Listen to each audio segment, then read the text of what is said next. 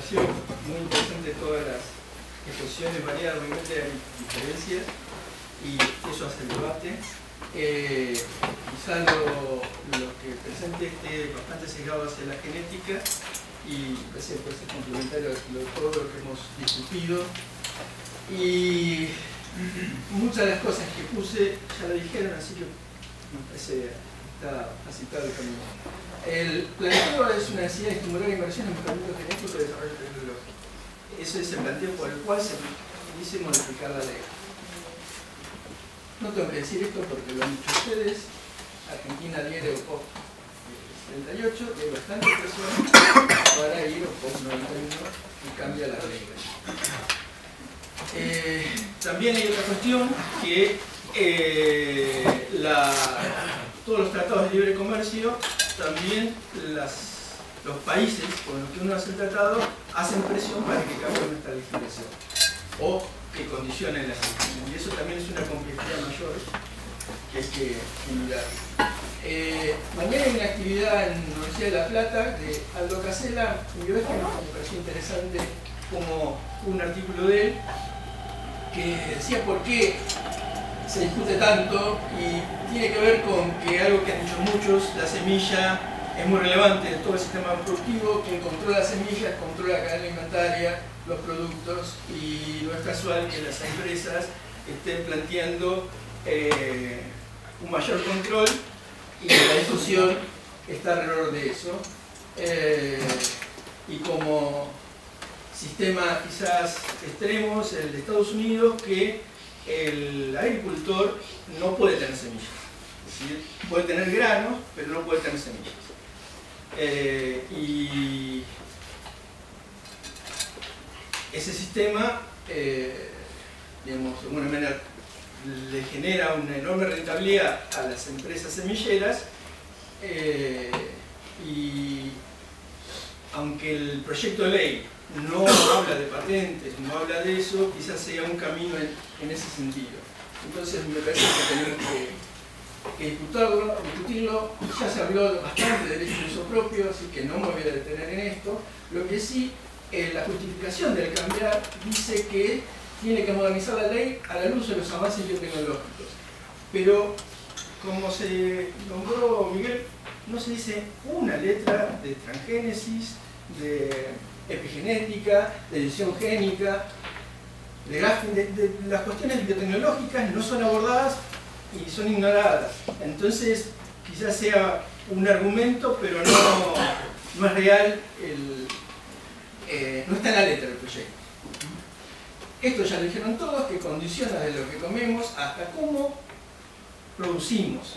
Y esto yo lo aprendí en genética medio tardíamente. Es decir, cuando hacíamos mejoramiento, nosotros a veces fertilizamos para ver diferencias y no pensamos que fertilizando obligamos al que comprara esa semilla a usar el mismo fertilizante, o cuando evitamos que tuviera algún insecto o enfermedad tirando fungicidas e insecticidas, hacíamos que ese producto necesitara ese fertilizante, ese fungicida y ese insecticida. Y eso lo aprendieron las empresas semilleras rápidamente. Las empresas semilleras, no, las empresas químico-farmacéuticas, que adquirieron a la mayoría de las empresas semilleras. Un argumento que se planteaba para cambiar es que la industria semillera argentina ha decaído y los inventores son la mitad de lo que eran antes. Ahora, esto ocurrió en Argentina, pero ocurre en el mundo, así que no se puede adjudicar a la discusión de la ley este fenómeno. Esto es desde 2008, donde 10 empresas, más o menos, tenían el 65% de las semillas. Y en el 2005, Monsanto pasó a ser la empresa número 1 a comprar a Seminis, que a su vez, bueno, había comprado otras empresas, y la concentración en industria semillera ha sido brutal en el mundo. Y una cosa interesante que leí era que Monsanto en un momento había litigado con una empresa llamada Gracell, que era la que había patentado la transgénesis en soja. En ese momento Monsanto, la posición que tenía era que la patente no podía ser tan dura y debía permitir a otros usar la transgénesis en soja, pero bueno, la manera de resolver el litigio fue comprarla. Entonces compró de las ESUS y también compró la posición que tenía de dureza de las patentes. Y esta concentración ocurrió no solamente Monsanto comprando todas estas empresas, sino también Syngenta, también DuPont, Dow, Bayer. Y en 2008, bueno, Monsanto ya había tirado 91 empresas, Bayer 23, bueno, esto muestra una gran concentración de la industria semillera, y entonces es algo que no podemos soslayar. Es decir, queremos cambiar la ley. Bueno, pero si damos un beneficio a la industria semillera, esta es la industria semillera, y esto es claramente oligopólico monopólico. La concentración siguió. Bueno, de hecho Bayer compró a Monsanto, Chen China compró a Syngenta, en Argentina compró a Nidera, luego Dow y DuPont se fusionaron. Es decir, el nivel de concentración fue mucho mayor. Y dijimos que era industria químico-farmacéutica. Las farmacéuticas, la manera de tomar la renta del mercado ha sido a través de las patentes. Una muy activa política de patentes. Y siempre pensé que esto estaba asociado a este tipo de fusiones y, bueno, faltaba un poco de lectura. Por suerte, Stiglitz, Premio Nobel de Economía, estudió bastante qué pasa con las patentes, y algo que confirma este tipo de fusiones va de la mano también del uso de las patentes como propiedad intelectual, que de un modo es mucho más riguroso que el derecho obtentor que el que dice la ley de semillas. Porque no solamente el agricultor pierde el derecho a uso propio, sino que el mejorador que quiere mejorar no puede usarlo hasta dentro de 20 años. Es decir, frena de algún modo el flujo de información y de investigación y de progreso y de desarrollo e innovación. Un economista de principio del siglo decía que la economía de mercado era muy buena porque fomentaba la innovación, y otra de las cosas que decía que los monopolios eran inevitablemente temporales, porque siempre iba a aparecer una innovación que iba a romper el monopolio. Eso no ha ocurrido. Todos sabemos que es erróneo, que los monopolios son, entre comillas, relativamente estables, y gran parte porque aprendieron a generar una estrategia de que otros no entren. Parte de esa estrategia es generar patentes para que otros no entren. Stiglitz habla de patentes dormidas, porque se pone y no se desarrolla, pero eso implica que nadie puede entrar en ese rubro. Y eso implica una mayor concentración. Cada vez son menos empresas con mucho más poder. Y lo que terminan discutiendo, bueno, aparte se ponen en la parte de patentes y medicinas, y también ahí eso es muy fuerte, porque esto lo dice el Banco Mundial. Las patentes en medicina hacen estragos en el sistema de salud pública de los países no desarrollados, y significa un flujo de divisas hacia los países desarrollados, y este esquema de los remedios lo pasan al esquema de las semillas. El planteo de Stiglitz es de rediseñar el sistema de propiedad intelectual, mostrando que, bueno, como que vamos en mal camino, y especialmente para un país en desarrollo tiene que replantearse esto como panorama para generar su propia política. Yo les voy a contar un par de anécdotas que son un poquito personales nuestras de nuestro grupo de trabajo, pero tienen que ver con el uso de patentes. Nosotros fuimos el primer grupo de trabajo que logró transformar una especie nativa de Argentina, que es pasto miel. Consistió mucho trabajo por poder hacer un protocolo de transformación, obtener plantas transgénicas, pero alguien lo patentó. Alguien que nunca había transformado patentó una serie de plantas transformadas. Muchos litigaron contra ellos, y en el litigio ganó generalmente el estudio de abogados más poderoso. No es casualmente que Monsanto gasta más en abogados que en desarrollo tecnológico. Entonces, es un problema. Otro problema, por ejemplo, nosotros logramos tener una planta tolerante a salinidad. No sé cómo el arroz, pero el pasto miel puesto en niveles crecientes de sales, las plantas con 3 se morían.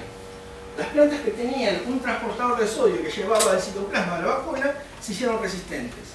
Ese gen lo descubrió un argentino, Brunwald, que trabaja en Davis, pero era patentes de Davis. Y si queremos hacer este material, es casi inviable por el costo de la patente. Es decir, que en lugar de ser un estímulo para la investigación, para el desarrollo, es casi un freno y dice, bueno, es muy lindo, lo puedo publicar, pero no lo puedo usar. Ahora, estas ventajas que tiene el concentrarse ha implicado desplazar, ha implicado cada vez concentrarse más, y desde el punto de vista del mejoramiento tiene ventajas, como por ejemplo una altísima capacidad de trabajo e inversión. Tiene ventajas de poder hacer ensayos multilocales, al punto de que el mundo de estas empresas, su campo experimental es el mundo. Tienen una enorme posibilidad de seleccionar interacción genotipo por ambiente. Ahora en general seleccionan estabilidad. ¿Por qué? Porque la estabilidad significa que un solo cultivar me sirve para muchos lados. Económicamente les conviene. Ahora, desde el punto de vista de nosotros como paisaje, como país, quizás sea una pérdida de biodiversidad enorme. Porque no solamente se redujeron las cantidades de empresas. Si teníamos cientos de empresas, pasamos a tener decenas y ahora tenemos unas pocas. A su vez, esas pocas tienen la capacidad de seleccionar y producir muy pocos cultivares. Entonces, la pérdida de biodiversidad, como decía alguno, es importante y tenemos que considerarlo también. Otra cuestión es si empezamos a ser muy débiles con nuestros propios desarrollos, si no podemos desarrollar genética propia, mejoramiento propio, la dependencia de este pequeño grupo de grandes empresas es enorme.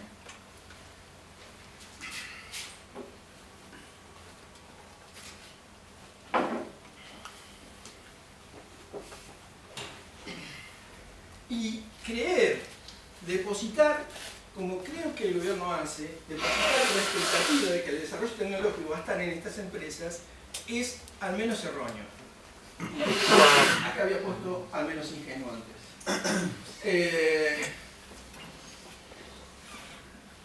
Esto es un ejemplo que hizo la cátedra anterior, profesor titular, que trabajaba en maíz, decía: las empresas se roban la genética entre unas y otras, y quisimos probar si era verdad o no. Usamos marcadores moleculares y comparamos las distintas empresas, y lo que encontramos era que no, que cada empresa tenía un pool genético muy fuerte, y uno podía decir, todas estas materiales son de Nidera, todos estos son de Syngenta, esto de Surcem.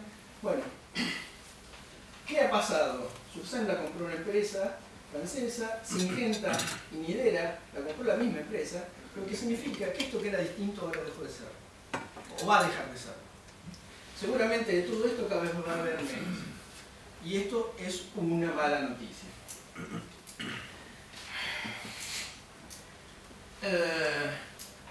Por un lado, tenemos que hacer investigación, tenemos que hacer desarrollo tecnológico, pero por otro lado tenemos que decidir como sociedad qué tipo de desarrollo tecnológico, qué apoyamos, y una ley de semillas tendría que ser coherente con eso. Y si queremos, como algunos dicen, mejoramos la ley, cambiamos la ley para que el INTA sea el beneficiario, debería financiarse el INTA para que, si esta oportunidad le da oportunidad de vender más cultivares. Sin embargo, eso no ocurre. Esta es la inversión en ciencia y técnica. Según datos del presupuesto, ha caído dramáticamente. Fernando hablaba del programa de mejoramiento de maní, que tiene un solo cultivar. Bueno, se ha desfinanciado. El programa de arveja, que lo tiene la Universidad de Rosario, se ha desfinanciado. Y es más, ganó un subsidio y nunca se le dio la plata porque justamente entró en este ajuste. La universidad tiene una desfinanciación también. Entonces, como contraparte, decimos, damos más ganancia a la industria semillera Y quien puede ser un regulador de esa industria semillera, como podría ser el INTA, lo desfinanciamos. Quien podría ser, como en algún momento, obtentor de cultivares y mandar al medio, le estamos quitando mucho poder de fuego, pero por otro lado, quien podría generar esas patentes, ese conocimiento, lo desfinanciamos también. Esto es un combo muy peligroso, hacer las dos cosas juntas. Pero hay alternativas. Yo me acuerdo que ya demasiado, ¿no? ¿No? Casi terminado. No, porque hay alternativas para hacer mejoramiento y para digamos, no tener ese antagonismo mejorador-productor, mejorador-agricultor, sino poder trabajar en conjunto. Y nos pasó algo interesante con Fernando Carrari, que es docente de la cátedra, y nosotros en la cátedra veníamos hace tiempo casi acosando, diciendo la culpa, el tomate tiene la culpa del desprestigio del mejoramiento. Todo el mundo que come un tomate dice esto es una porquería, muchos erróneamente dicen este tomate es transgénico, no hay tomate transgénico, pero es cierto que tiene más gusto a plástico que a tomate. Entonces lo veníamos presionando, queremos hacer, ¿por qué no hacemos mejoramiento? Entonces él ha desarrollado trabajos básicos sobre la calidad nutricional del tomate y el sabor. Tiene un trabajo que salió en Nature, entre otras cosas demuestra que Mendoza como ambiente hace prender genes que un invernáculo los apaga y hace una mejor calidad. Pero generó mucha información básica y una de las cosas que se convenció, y si queremos mejorar el sabor del tomate, vamos a volver un poquito atrás en el mejoramiento. Y lo que hizo fue conseguir unas, en realidad son 164 accesiones que se sembraron en el siglo pasado en Argentina. Es decir, volvemos a hacer mejoramiento empezando de atrás, y una de las cosas que hizo se recuperó tomate y lo empezamos a producir en la misma facultad, evaluarlo, y parte de las evaluaciones fue una degustación, que fue medio la prueba de fuego, que realmente Fernando tenía razón. Yendo para atrás podemos conseguir tomate con gusto y reiniciar un programa de mejoramiento. Pero una de las cosas que me sorprendió muchísimo, en un momento nos llaman por teléfono la campañola, que es Arco, y nos dice algo que seguramente no van a poder repetir, pero nos dijeron: nosotros queremos poner en la lata un tomate con gusto, pero no tenemos el peso suficiente para presionar a la industria semillera que nos dé un tomate con gusto. Nos tenemos que conformar con lo que nos da. Este análisis nos permitió que nosotros, sin darnos cuenta, muchas veces trabajamos con el esquema de negocio de la empresa. Los híbridos de maíz, gran parte se han desarrollado y han aumentado el crecimiento, como mostró Fernando, porque el productor depende mucho de la semilla de maíz y es donde más se ha invertido. Pero a veces la respuesta genética no está por ese camino. En tomate se hace tomate híbrido, entonces por lo mismo, porque el productor está casi obligado a comprarlo permanentemente. Fue un trabajo de una chica de la cátedra, en conjunto con la Comunidad Económica Europea, analizaron cuánto de la variación de los tomates del mundo podría ser explicada por aditividad, dominancia, sobredominancia, y en realidad cuando pasa esto, uno dice, bueno, tengo los dos padres, cruzo y el híbrido es mejor. Esto ocurre solamente en el 12% de las veces. Cuando hago selección, voy eligiendo al mejor. Esto ocurre con el 61% de la variabilidad del tomate. Es decir, el tomate híbrido no sería la mejor manera de mejorarlo, pero en el mundo el tomate híbrido se impuso. Entonces a veces el camino genético está dado por una imposición de la empresa y no está dado ni por la biología, ni a veces por la demanda, que sería hacer un tomate con gusto. Y algo interesante, esto empezó a tener mucha difusión, no solamente vinieron a degustarlo, sino que lograron mucha gente. Desde huerteros, productores hortícolas. De hecho ya los productores de la feria están ensayando estos tomates. Va a ser información básica para progresar y es una manera distinta de progresar. Se llama mejoramiento participativo, en que el antagonismo entre el mejorador y el agricultor se vence y trabajamos juntos para obtener un cultivar mejor. En un momento de la presentación hablaba Roberto de una nueva plataforma de semillas abiertas, que la idea es ir registrando y tener en esa plataforma toda la información que vamos obteniendo de cada ensayo de cada productor. Y algo muy lindo, ProHuerta se adhirió a trabajar y pone en función a los extensionistas de ProHuerta para trabajar junto con productores. Vamos a ver si el sistema participativo también lo ponemos de la facultad para trabajar en la misma línea, y eso va a implicar una manera diferente de trabajar que posiblemente supere este antagonismo entre el agricultor y el mejorador. Hagamos que trabajemos juntos, pero obviamente que no es el mismo modelo de mejoramiento y desarrollo que tienen las empresas multinacionales. Bueno, gracias, y tengo un poquito más de información, pero dejamos después de la pregunta.